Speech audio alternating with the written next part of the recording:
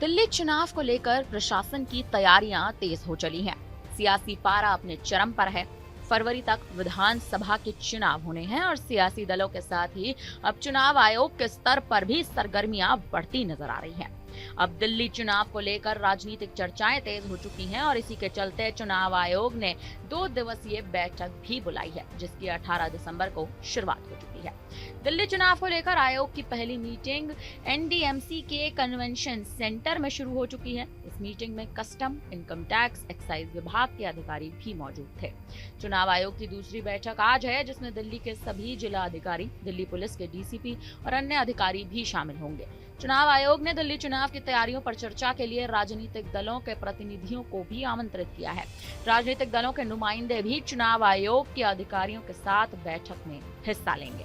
बुधवार को पहले दिन नई दिल्ली नगर पालिका परिषद के सम्मेलन भवन में राजनीतिक दलों के नुमाइंदों के साथ चुनाव आयोग के अधिकारी बातचीत करने जा रहे हैं। राजनीतिक दलों के प्रतिनिधियों से भी चर्चा होगी और इसके बाद सभी जिला निर्वाचन अधिकारी यानी डीएम और पुलिस अधिकारियों के साथ कानून व्यवस्था से जुड़ी एजेंसियां मसलन राजस्व, उत्पाद शुल्क और तमाम मुद्दों को लेकर बैठक करेंगी।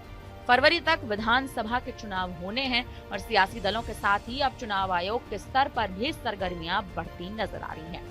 दिल्ली चुनाव को लेकर चर्चा के लिए चुनाव आयोग ने 2 दिवसीय बैठक भी बुलाई, जिसकी 18 दिसंबर को शुरुआत हुई।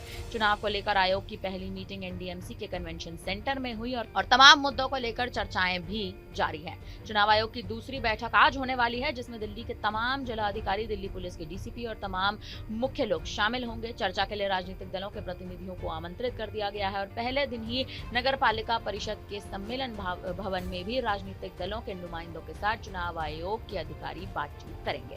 वहीं देखा जाए तो अरविंद केजरीवाल भी इस बार दिल्ली चुनाव को जीतने के लिए कई तरह की जद्दोजहद कर रहे हैं।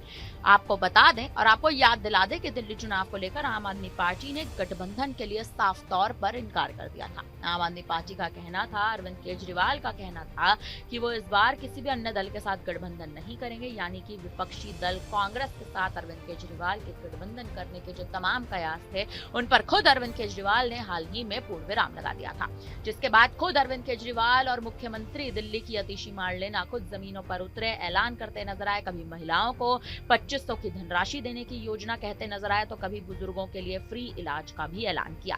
केजरीवाल के तमाम ऐलान अब तमाम पार्टियों के लिए, नेताओं के लिए बड़ी चुनौती बनते जा रहे हैं, या यूं कहें कि बड़ी चुनौती में परिवर्तित होते जा रहे हैं। संजीवनी योजना को लेकर ऐलान करते हुए अरविंद केजरीवाल का कहना था कि दिल्ली में बुजुर्गों को मुफ्त इलाज मिलेगा, लेकिन सवाल यही उठ रहा है कि केजरीवाल की क्या ये सच में जुमलेबाजी है, या दिल्ली में इस बार आम आदमी पार्टी सरकार बनाने की तैयारी कर रही है। क्योंकि खुद अरविंद केजरीवाल पर हाल ही में जो ईडी का शिकंजा उन पर कसा हुआ था, उसके बाद या यूं कहें कि उससे बाहर निकलने के बाद अब अरविंद केजरीवाल मुख्यमंत्री अतिशी मार्लेना के साथ और आम आदमी पार्टी के तमाम मुख्य बड़े चेहरों के साथ बड़े और मुख्य ऐलान करते नजर आ रहे हैं। देखना दिलचस्प है कि दिल्ली में इस बार क्या आम आदमी पार्टी अपनी सरकार में वापसी करेगी या फिर सरकार का परिवर्तन देखने को मिलेगा।